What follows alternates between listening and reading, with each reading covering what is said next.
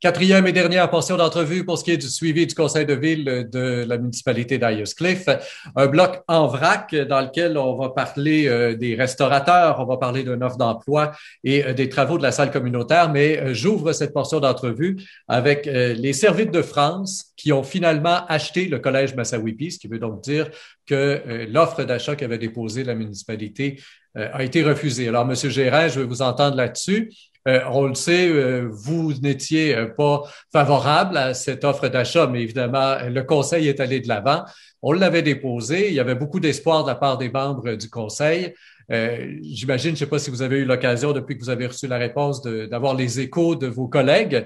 Est-ce que c'est une grande déception ou si, d'une certaine manière, on s'y attendait, là?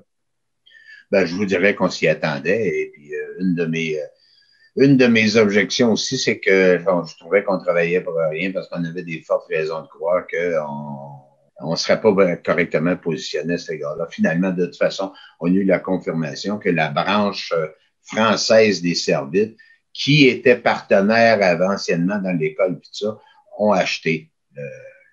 C'est-à-dire que les services de mairie du Québec ont décidé de vendre à cette branche-là, qui, eux, on a eu seulement qu'une petite information là, qui disent qu'ils veulent collaborer avec la municipalité de l'Esprit. À quels égards, je ne le sais pas.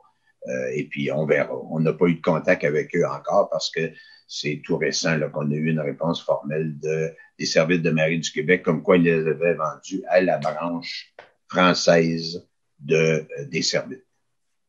Donc, un dossier à suivre de ce côté-là. Ensuite de ça, on va aller faire un tour du côté des restaurateurs. Alors, on sait que la COVID avait impacté avec les normes dans les restaurants l'été dernier. Vous aviez donné des dérogations mineures et là, on officialise le fait qu'il n'y a pas de facture.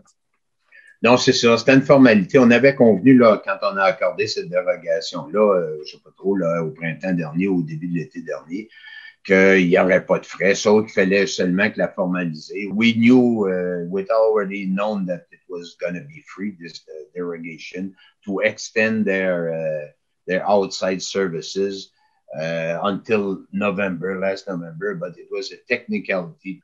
We needed a resolution to say that it was free, and that's what we did. That's it.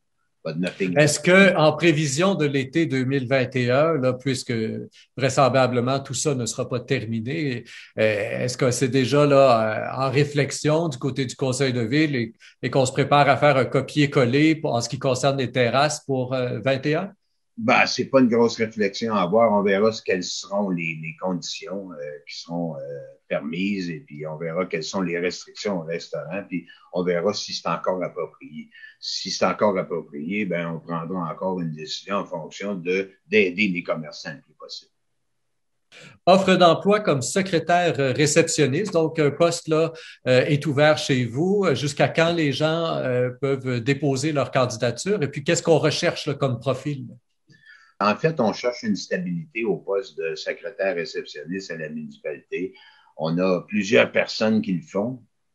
Donc, ce qu'on veut, c'est une personne qui fait ce job-là 4 jours par semaine parce qu'on a une personne qui est là une journée par semaine et c'est son désir. On est satisfait de sa fonction, là, de ce qu'elle fait. Donc, on cherche un poste, une stabilité qui est simplement une personne qui est une secrétaire réceptionniste, alors qui est assise à la réception, qui reçoit les gens, qui répond au téléphone et qui fait un peu d'autres travail clérical.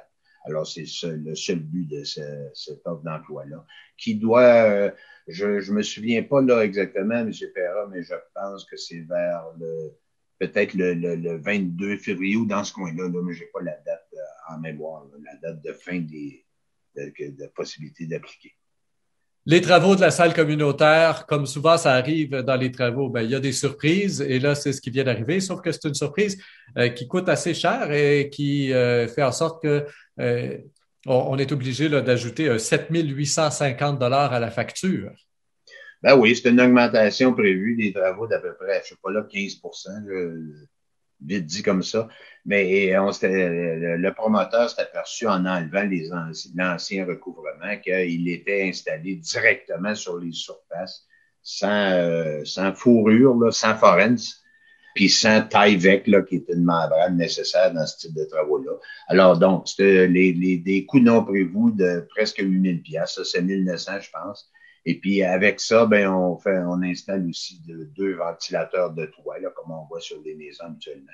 Alors, ça va faire une bonne job. Puis, c'est peut-être pour ça aussi que la façon que c'était construit, c'était peut-être la façon de faire à l'époque, je ne le sais pas, mais le fait que les panneaux, que le recouvrement était directement sur les murs de la bâtisse, sans forêne, sans fourrure, sans Tyvek, ben c'est peut-être pour ça que ça s'était dégradé au point qu'on n'était pas capable de les peinturer ou de les renouveler.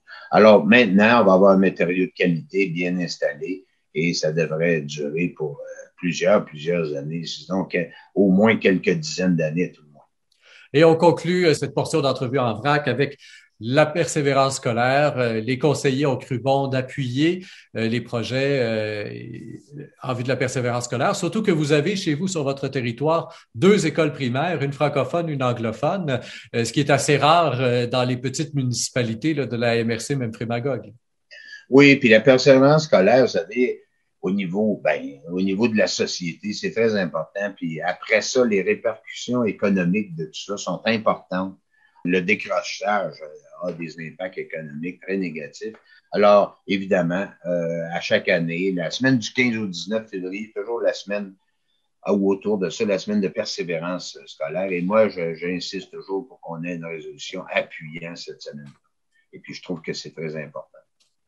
Voilà qui met fin aux entrevues pour ce qui est du mois de février avec le conseil de ville de la municipalité d'Ayers-Cliff. Monsieur Gérin, merci beaucoup.